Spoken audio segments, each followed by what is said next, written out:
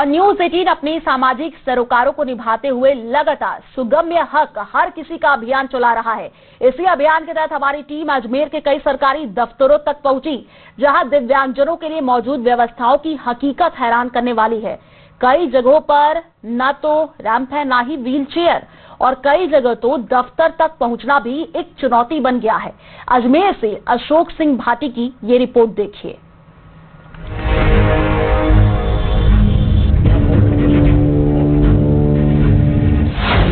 System के आगे बेबस दिव्यांग, सरकारी दफ्तरों में सुविधाओं की कमी, कब बदलेगी दिव्यांगों की जिंदगी?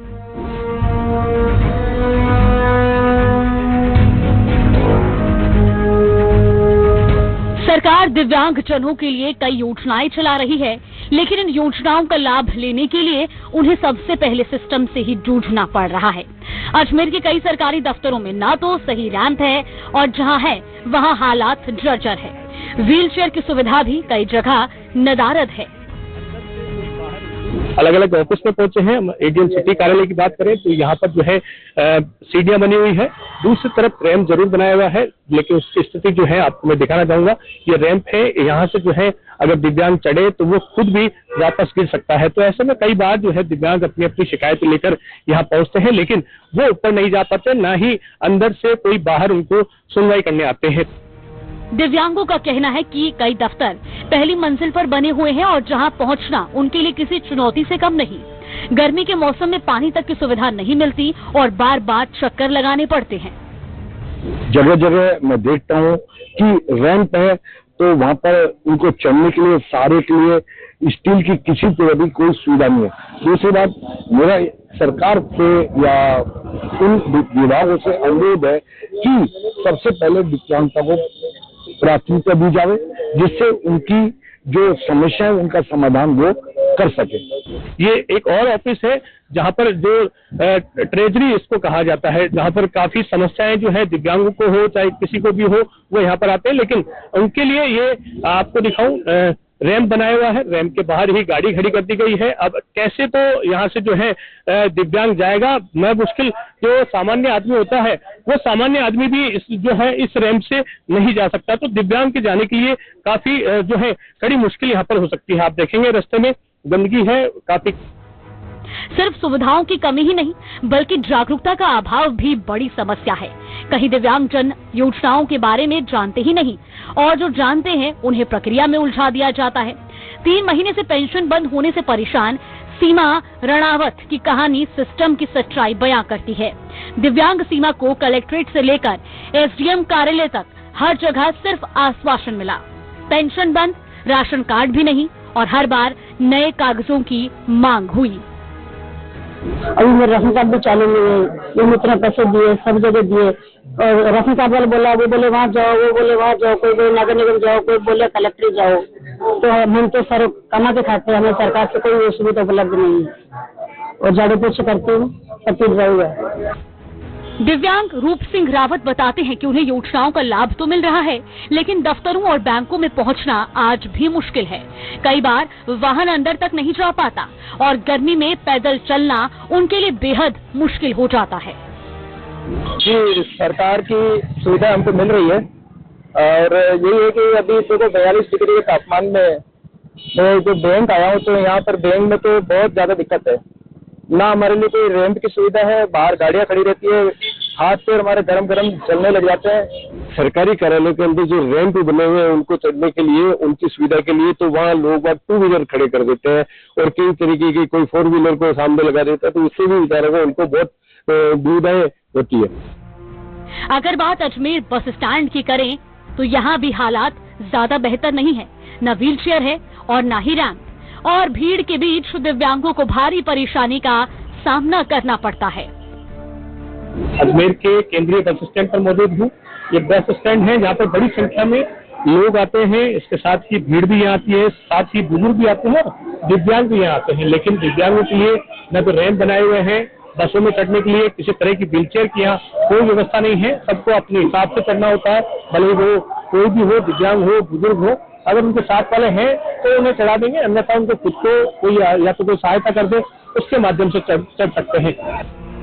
तो वहीं प्रशासन का कहना है कि दिव्यांगों के लिए लगातार काम किया जा रहा है। नई बिल्डिंग में लिफ्ट और बेहतर सुविधाएं दी जा रही हैं और जहां कमियां हैं उन्हें जल्द दूर किया जाएगा। हमारे सभी कार्यालयों में आप देखेंगे रैंप्स हैं। यहाँ जिला कलेक्ट्रेट में मैंने व्हीलचेयर की व्यवस्था भी कराई है ताकि कोई भी दिव्यांग हो तो उसको व्हीलचेयर से भी लाया जा सके अगर आवश्यकता हो।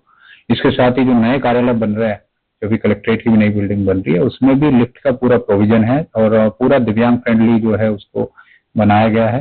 तो लगातार ये व्यवस्था की जाती है। फिर भी अगर किसी कार्यालय में ऐसा है तो उसको निश्चित तौर पर डायरेक्शंस उनको दिए गए हैं और इसको चेक कराएंगे और हर जगह इसमें रैंप का प्रोविजन होना चाहिए, उसको दिव्यांग फ्रेंडली बनाया जा रहा है। इन सब के बीच कुछ ऐसे उदाहरण भी हैं जो मुश्किलों को मात देकर मिसाल बन रहे हैं। अजमेर की नंदिनी शर्मा जो हाथ पैर से दिव्यांग होने के बावजूद अपने मुंह से शानदार पेंटिंग बनाती है और उनकी कला को देश भर में सराहना मिली और प्रधानमंत्री तक ने उनकी तारीफ की। मैं कुछ बनना चाहती थी, अपनी काबिलियत को, अपनी समस्याओं को अपनी कमजोरी नहीं बनाना चाहती थी, मैं उन्हें ताकत बनाना चाहती थी और भगवान की कृपा से बना पाई।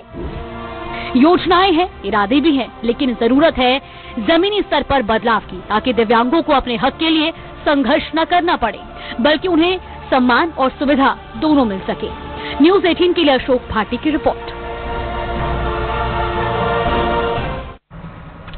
और वहीं दिव्यांगों के लिए आवाज उठाने वाले और दिव्यांग अधिकारों के लिए लड़ाई लड़ने वाले डॉक्टर अरविंदर सिंह ने न्यूज़ 18 राजस्थान की मुहिम की तारीफ की है। उन्होंने कहा कि दिव्यांगों के लिए बहुत किए जाने की जरूरत है।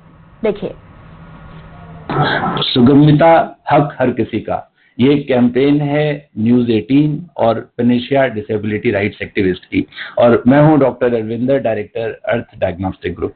अभी मैं खुद भी दिव्यांगता से पीड़ित हूं। जब जन्म हुआ था मेरा तो उसके बाद मुझे पोलियो हुआ और फिर 80% डिसेबिलिटी के साथ में मैंने अपनी सारी पढ़ाई करी और ये सब कुछ अचीव करा कि आपसे आज इस मंच पर बात कर पा रहा हूँ। अब देखिए, अचीवमेंट के लिए ये बहुत जरूरी है, जैसा जमीनी हकीकत पर हम देख रहे हैं कि बहुत सारा गैप है, बहुत गैप है। क्योंकि अगर सरकार ने 4% एम्प्लॉयमेंट के लिए रिजर्वेशन दे रखा है तो उस रिजर्वेशन को पूरा करने के लिए उस सेंटर तक तो पहुंचना पड़ेगा ना, इम्तिहान देने के लिए उस इंटरव्यू तक तो आना पड़ेगा ना, उस ऑफिस के अंदर तो आना पड़ेगा। कैसे आएगा आदमी? उसको सुगम्य ट्रेन चाहिए, एक्सेसिबल ट्रेन चाहिए। अब आप देखिए ट्रेन की हालत, कितने ऊंची सीढ़ियां हैं उसकी ट्रेन की, प्लेटफॉर्म्स कितनी दूर दूर हैं, कोई रैंप नहीं है, कोई लिफ्ट नहीं है, खाली 2% स्टेशन के अंदर लिफ्ट और एस्केलेटर की सुविधा उपलब्ध है, वो भी बड़े शहरों में। तो बहुत अभी काम जमीनी रूप पर होना बाकी है।